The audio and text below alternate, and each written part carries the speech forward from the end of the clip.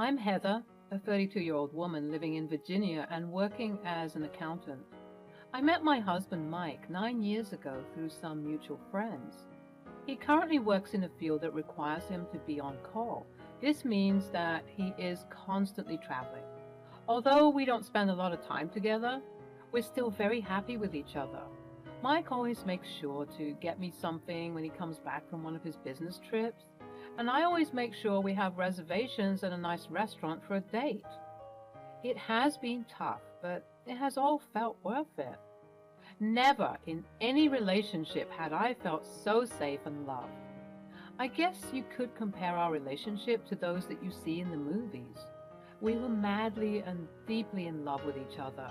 We always had each other's backs. My problems were his and vice versa, which is why this incident confused and hurt me to such a large extent. It all started 2 weeks ago. My husband Mike was called on duty again. He would need to spend 6 days in the next city. It was a good 10-hour drive from our place.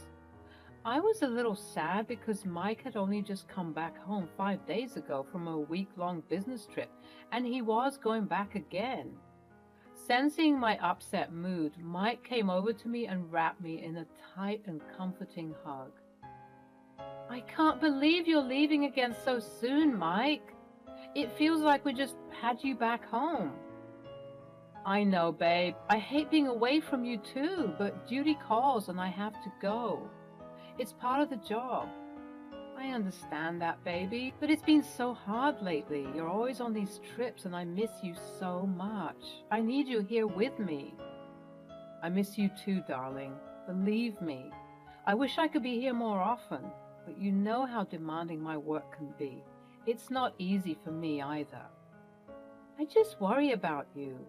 These trips, the long hours, the stress, it's taking a toll on you, and I can't help but feel like I'm being left behind." "My love, you are never left behind. You're always in my thoughts, no matter where I am. I love you, and I'll always come back to you. You're my anchor, my home."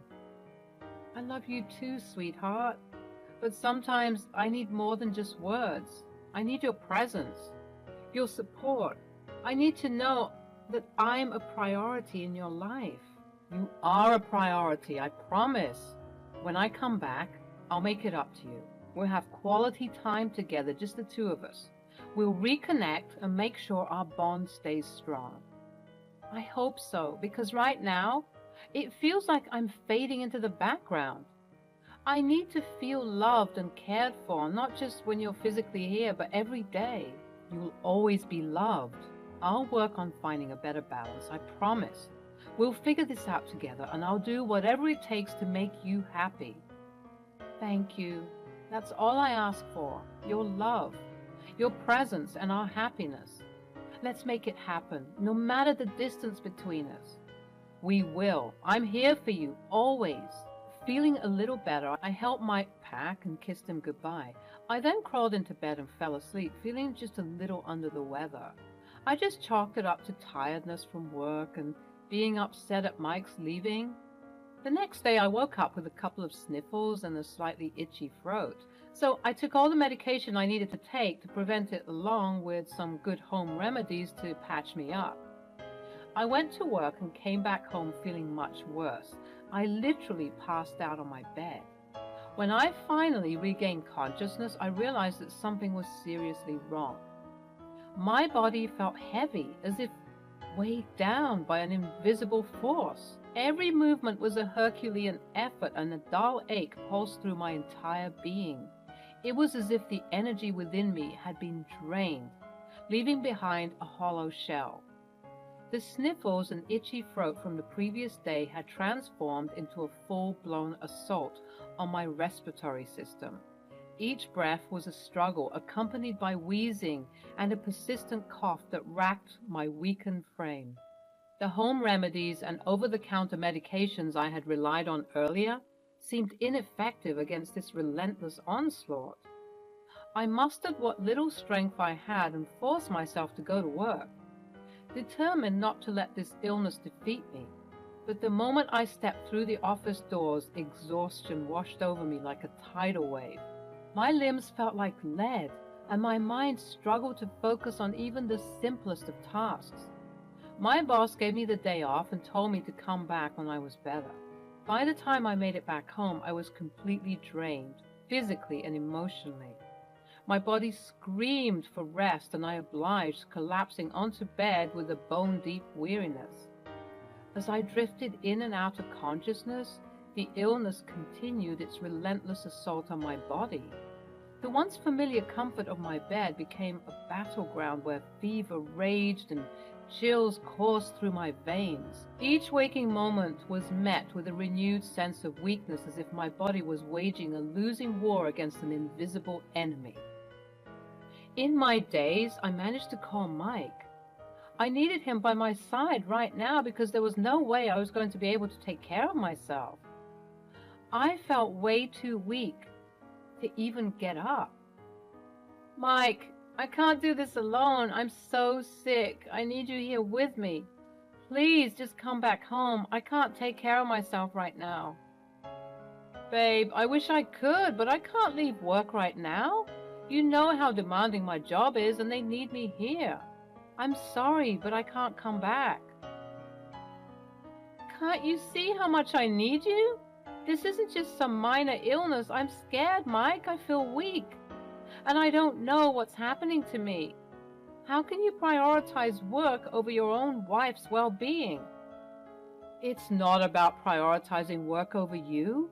It's about fulfilling my responsibilities. I have deadlines, meetings, and commitments that I can't just walk away from. I have to think about the bigger picture." "The bigger picture? What about our marriage, Mike? What about the vows we took to be there for each other in sickness and in health? This is when I need you the most, and you're choosing work over me?" "I'm not choosing work over you. I'm trying to balance everything. I can't just abandon my job whenever something comes up. You have to understand that." "Understand? Understand that my husband can't be bothered to be here when I'm suffering? Understand that your career takes precedence over my well-being? No, I can't understand that. It's not fair, and it's not how a marriage should work." "You're being unfair, Heather. You're making it seem like I don't care, but that's not true. I care about you. But I have responsibilities. I can't just drop everything." "Well, it's clear where your priorities lie. I needed you, and you let me down. I hope you never have to feel as abandoned and betrayed as I do right now. Goodbye, Mike." "Baby, please." Feeling utterly betrayed, I hung up the phone, tears streaming down my face. It was as if our once unbreakable bond had been shattered into irreparable fragments. I couldn't fathom how the person I loved and trusted the most could turn his back on me in my time of need. This belief washed over me as if I couldn't comprehend the reality of his response. How could the man I loved and trusted turn his back on me in such a vulnerable moment? Anger surged through my veins, fueled by the injustice of it all. How dare he prioritize his own health and fears over my well-being? The very foundation of our relationship seemed to crumble beneath me, and I struggled to make sense of his actions. Confusion clouded my mind as I grappled with conflicting thoughts.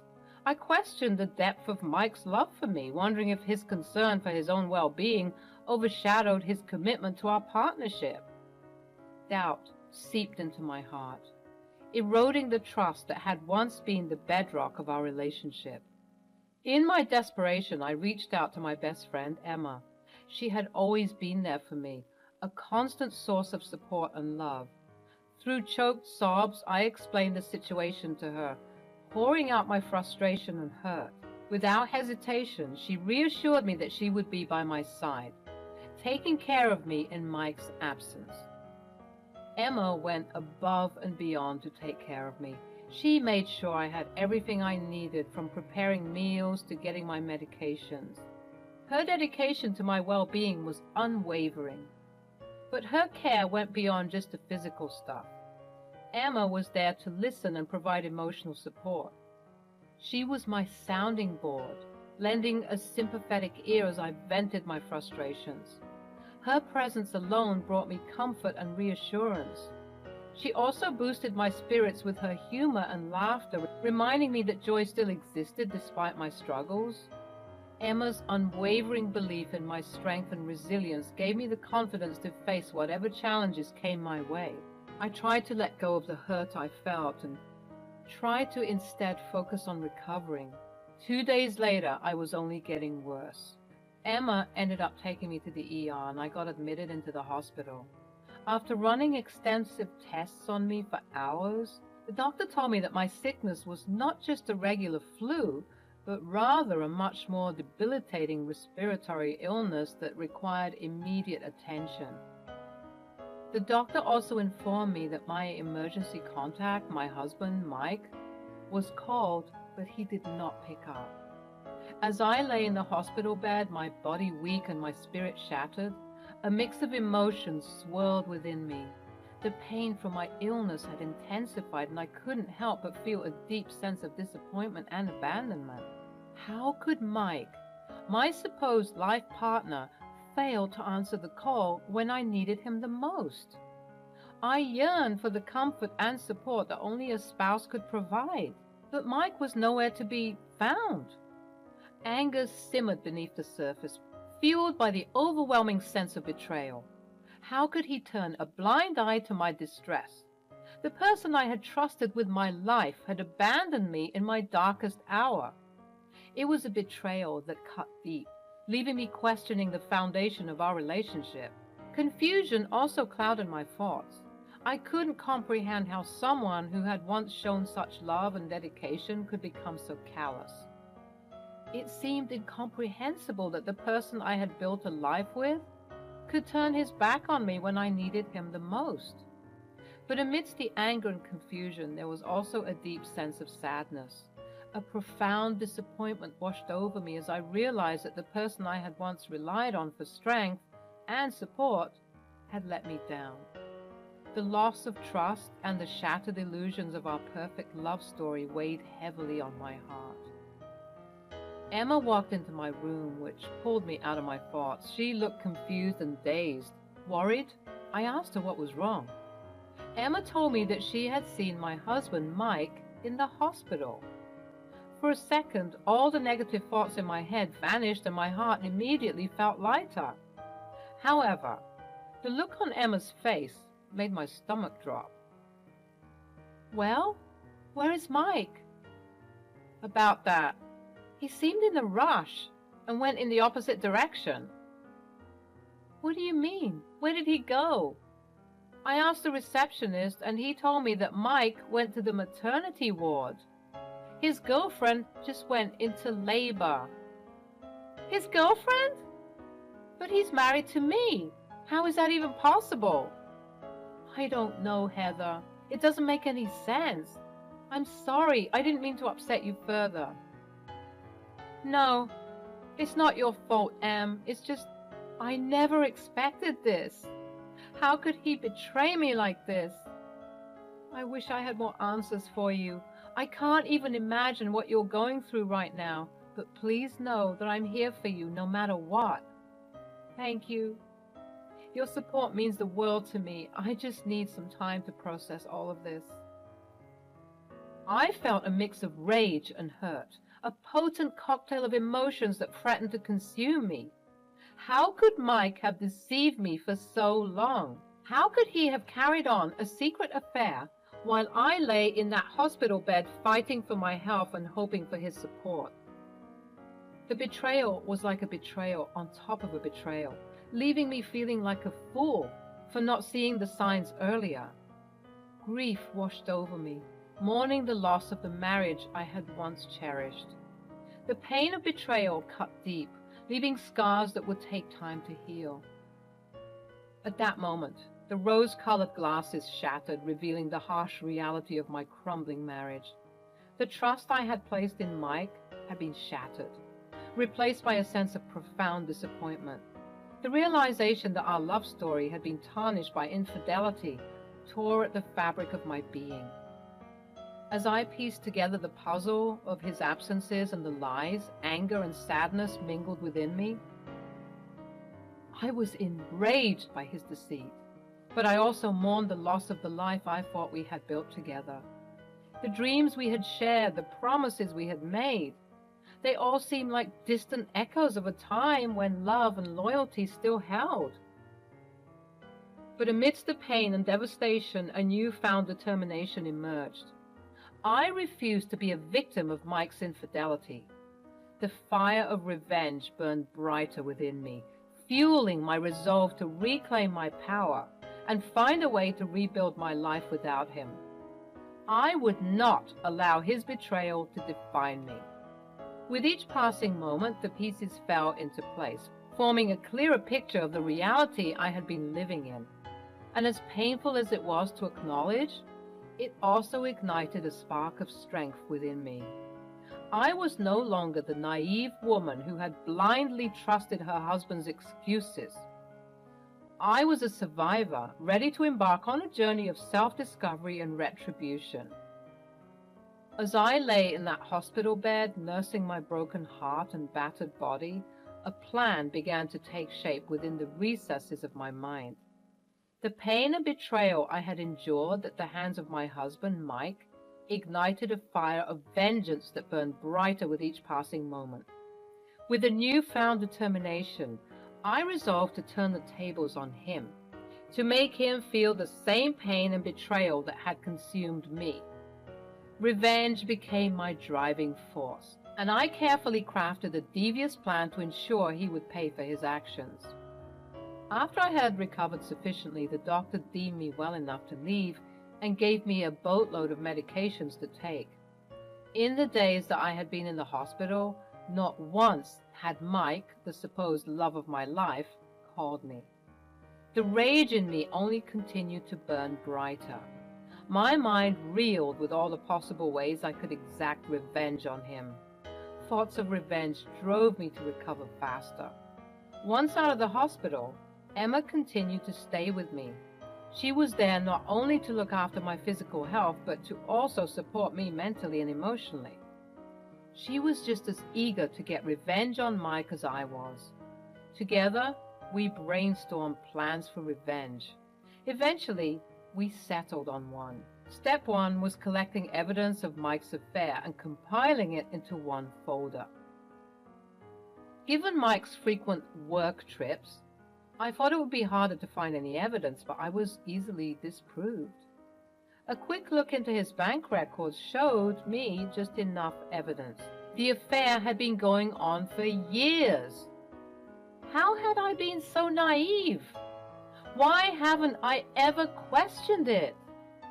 Why wasn't it a red flag for me when Mike would habitually evade all questions regarding his business trips? I also looked into his iCloud and found an entire folder dedicated to his affair partner. I opened it only to find out that his affair partner was his secretary. Everything I was finding out felt like punch after another punch in the gut. I wanted to throw up with every new piece of information, but I knew I needed to remain strong and follow through with the plan. Step 2 was filing the divorce papers and moving out. Emma offered me her place to stay. She was set to move to another state in a couple of weeks thanks to a promotion at work. She reasoned with me by telling me she needed a roommate anyway.